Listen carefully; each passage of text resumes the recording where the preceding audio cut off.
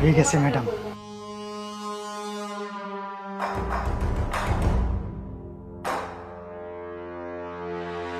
আরে এখন আবার কে ফোন দিল? আরে এ তো আমার মেয়ে প্রিয়া। হ্যালো বাবা। আরে মা প্রিয়া, তোর এ কি অবস্থা? একবারে সারা মুখে চুল উঠে গেছে। বাবা আর বলো না, আমি না একটা ক্রিম মাখছিলাম, আর ক্রিম মাখার পর থেকে না আমার এই অবস্থা বাবা। আরে মা, এটা তোর কি অবস্থা হয়েছে? তোর যে অবস্থা, পাগলির মতো অবস্থা, এরকম থাকলে তোর সারা জীবনে বিয়েই হবে না। হ্যাঁ বাবা, তুমি তো ঠিক কথাই বলছো, কি আর করবো বলো। যাই হোক, আমি না একটা সেলুনে আসছি। এই সেলুনে একটা ভাইয়া আছে, ভাইয়াটা বলছে আমাকে মুখে একটা মেডিসিন মেখে দিয়ে এই দাড়িগুলো শেভ করে দিবে, তাহলে আমি আবার আগের মতো হয়ে যাব।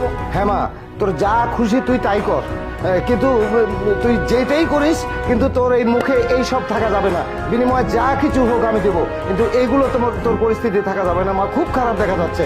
আচ্ছা বাবা, ঠিক আছে, তুমি যা বলতেছো তাই করব। তবে একটা সমস্যা বাবা, এই দাড়িগুলো তো আমার উঠে গেছে, আমার তো এগুলো আগে ছিল না বুঝছো। তো এই ভাইয়াটা বলতেছে এগুলো পরিষ্কার করতে অনেক টাকা খরচ হবে, প্রায় 10,000 টাকার মতো লাগবে। তুমি এক কাজ করো, তুমি এই ভাইয়াটার সাথে একটু কথা বলো, তারপর দেখো কি করা যায়। নিন। হ্যাঁ বাবা ঠিক আছে, কিন্তু এই যে 10,000 টাকা চাচ্ছ না, এটা অনেক বেশি হয়ে গেল না? একটু কম টম করা যায় না? না না আঙ্কেল, আমি 10,000-এর একটা টাকাও কম করতে পারবো না। এমনিতেই মেয়ে মানুষ, তার উপরে মুখ ভর্তি চুল উঠে গেছে, এটা তো অনেক মেডিসিন দিতে হবে, তারপরে আমার অনেক পরিশ্রম হবে। আঙ্কেল, আমি 1 টাকা কম করতে পারবো না। আচ্ছা ঠিক আছে বাবা, তোমার যা খুশি করো, কিন্তু টাকা আমি পাঠিয়ে দিচ্ছি, সমস্যা নেই, কিন্তু আমার মেয়ের মুখে এইগুলো যেন একটাও না থাকে, একদম ফ্রেশ করে দিবা বাবা, ঠিক আছে? ঠিক আছে আঙ্কেল, তাহলে আপনার মেয়ের সাথে কথা বলবো। হ্যাঁ বাবা, তাহলে শুনলি তো তুমি সবকিছু। তাহলে তুমি এক কাজ করো, টাকাটা তাড়াতাড়ি পাঠিয়ে দাও, তাহলে আমি তাড়াতাড়ি পরিষ্কার হতে পারি। আচ্ছা ঠিক আছে, আমি টাকা পাঠিয়ে দিচ্ছি। তো বাবা রাখি তাহলে। আরে ম্যাডাম, আপনার তো মাথায় প্রচুর বুদ্ধি। কি করে 6-9 বুঝ দিয়ে আপনার বাবার থেকে পুরো 10,000 টাকা হাতিয়ে নিলেন। বাহ, আমি আপনার বুদ্ধিতে না খুবই পাগল হয়ে গেলাম।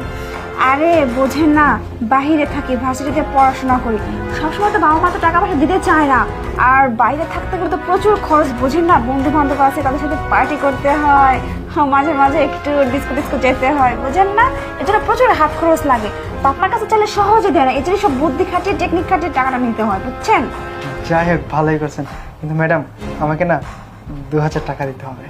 2,000 টাকা একটু বেশি হয়ে গেল না ভাইয়া? কি বলেন আপনি? আপনার বাবার থেকে সেকেন্ড